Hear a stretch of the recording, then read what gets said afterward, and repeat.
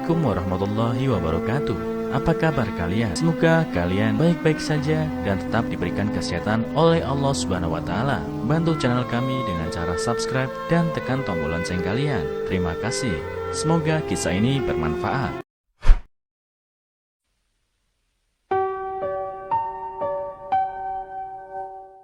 Wanita tua berpura-pura meninggal untuk memilih ahli warisnya di antara anak-anaknya. Dikutip dari erabaru.net, Agatha Stones sedang sekarat dan dia tahu itu. Wanita berusia 83 tahun itu adalah seorang ibu yang memiliki 4 anak sebelum suaminya Rodney meninggal. Namun anak-anak ini telah dewasa dan meninggalkan rumah untuk memulai hidup mereka sendiri. Agatha seharusnya bangga akan hal itu, tetapi dia merasa sebaliknya. Ini karena semua anaknya hanya tertarik pada hal-hal materi dengan mengorbankan perasaan penting seperti cinta. Dalam pencarian mereka akan uang, mereka telah kehilangan sebagian besar kemanusiaan mereka.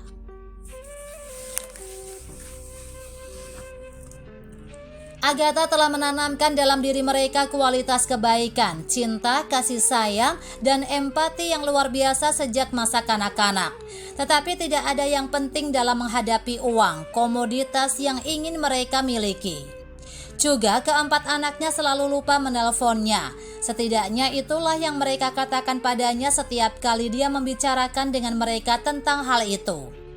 "Aku sibuk sekali," kata sulungnya Brian. "Aku benar-benar lupa, tapi aku ingin menelepon untuk melihat kabarmu," kata anak nomor 2 Sally. John dan Mary, si kembar yang keduanya bekerja di industri yang sama dengan jurnalis, selalu punya alasan. "Saya memiliki jadwal yang sibuk dan pekerjaan di luar negeri."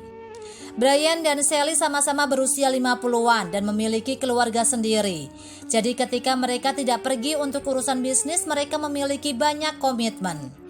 Tapi Agatha berharap mereka setidaknya akan memberinya kesempatan untuk menghabiskan lebih banyak waktu dengan cucu-cucunya.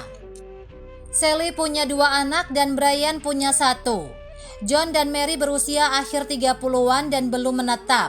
Dia merasa sedih karena mereka tampaknya baik-baik saja tapi tidak menghubunginya.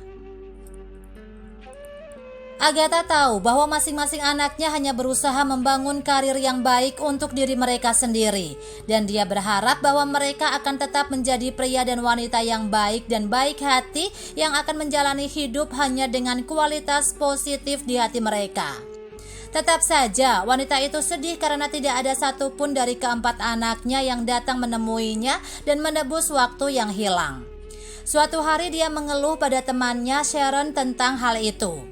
"Saya hanya tidak mengerti mengapa anak-anak ini tidak mau pulang dan menghabiskan waktu bersama saya," katanya. "Dan mereka tampaknya memiliki alasan penting sehingga saya tidak tahu bagaimana berbicara dengan mereka." "Apakah itu yang membuatmu sedih?" tanya temannya. "Saya tahu mereka selalu seperti ini, tetapi sekarang menjadi lebih jelas dan pengacara saya meminta saya untuk menulis surat wasiat saya," jawab Agatha sedih. "Menurutku itu hal yang buruk," tanya Sharon. "Ya benar," kata Agatha. "Saya tidak tahu bagaimana membagi sedikit yang saya miliki di antara 4 anak saya. Dan kemudian ada masalah karena tidak tahu persis siapa yang pantas mendapatkannya." "Aku tahu apa yang bisa kamu lakukan untuk menentukan itu," kata Sharon bangga. "Mari kita dengarkan," kata Agatha dengan gigi terkatup sebelum tetangga dan temannya menyarankan rencana berbahaya. Beberapa hari kemudian Agatha tiba-tiba jatuh sakit dan dirawat di rumah sakit karena diduga terkena serangan jantung. Tetap saja tidak ada yang berubah dan tidak ada satupun dari keempat anaknya yang mengunjunginya. Beberapa hari kemudian keempat anaknya mendapat kabar bahwa Agatha telah meninggal dunia. Dalam beberapa jam mereka semua sudah berada di rumah ibunya untuk mendiskusikan bagaimana mereka akan membagi warisan.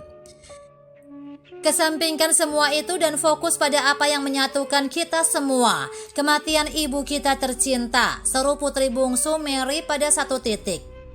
Ada jeda singkat setelah perdebatan mereka, tetapi segera setelah kesunyian dipecahkan oleh dengungan telepon, mereka kembali membagi-bagi kekayaan ibu mereka. Tanpa sepengetahuan mereka, teman Agatha, Sharon, mendengar percakapan mereka dan setelah beberapa menit masuk ke ruang tamu di mana mereka semua duduk untuk memberitahu mereka bahwa sudah waktunya untuk mengucapkan selamat tinggal kepada ibu mereka. Yang tertua, Brian, pergi duluan. Ketika dia masuk, dia tidak melihat peti mati, tetapi dia melihat ibunya dan bertentangan dengan apa yang diberitahukan kepada mereka. Dia masih hidup dan sehat. Dia memberitahunya tentang rencana temannya, tetapi Brian merasa tidak ada gunanya memainkan lelucon ekstrim seperti itu. Agatha memberitahunya beberapa hal yang menggembirakan dan bagaimana kebahagiaan bisa ada tanpa uang.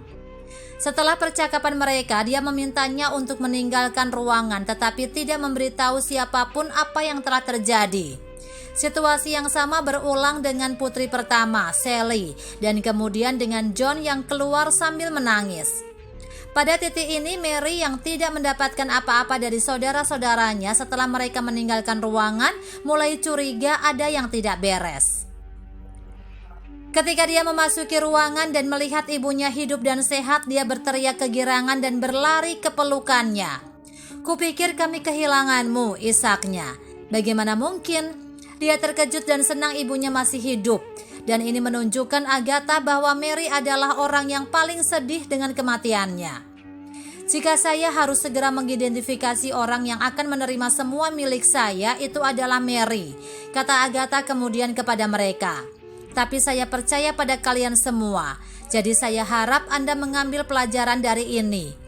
Untuk waktu yang lama tidak ada yang menjawab saat mereka merenungkan betapa buruknya perbuatan masa lalu mereka. "Karena saya percaya pada kemampuan Anda untuk mengubah Anda, saya akan memastikan bahwa warisan itu dibagi rata di antara Anda semua," ujar Agatha. Kehidupan keempat anak itu berbalik hari itu, dan mereka mulai lebih sering menelpon dan mengunjungi Agatha di akhir pekan. Ketika liburan tiba, mereka merayakannya sebagai keluarga besar dan bahagia, yang membuat Agatha sangat bangga. Wanita tua itu meninggal 15 tahun kemudian dan seperti yang dijanjikan, kekayaannya dibagi di antara semua anak. Beberapa waktu kemudian, anak-anak Agatha memutuskan bersama untuk menghormati ibu mereka dengan menggunakan kekayaan mereka untuk mendanai pembangunan tempat penampungan di mana orang-orang yang kurang beruntung bisa berkumpul untuk merayakan liburan. Apa yang telah kita pelajari dari cerita ini? Terkadang saat-saat putus asa membutuhkan tindakan putus asa. Agatha menggunakan rencana Sharon ketika dia melihat tidak ada cara untuk menyelesaikan masalah keterasingan dari anak-anaknya. Itu bekerja seperti pesona, menyatukan mereka lebih cepat daripada yang bisa dilakukan oleh frustasi Agatha. Keluarga itu penting. Agatha tidak menginginkan apapun selain kesempatan untuk menghabiskan lebih banyak waktu bersama anak-anak karena dia tahu dia tidak akan ada selamanya. Dia hanya ingin menciptakan kenangan yang cukup untuk dibawa bersamanya. Dan siapa yang lebih baik untuk menciptakannya selain darah dan dagingnya sendiri?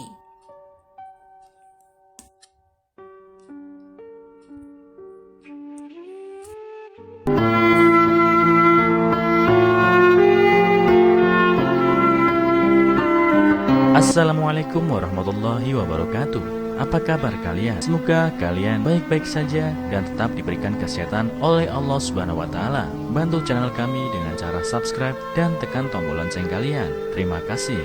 Semoga kisah ini bermanfaat.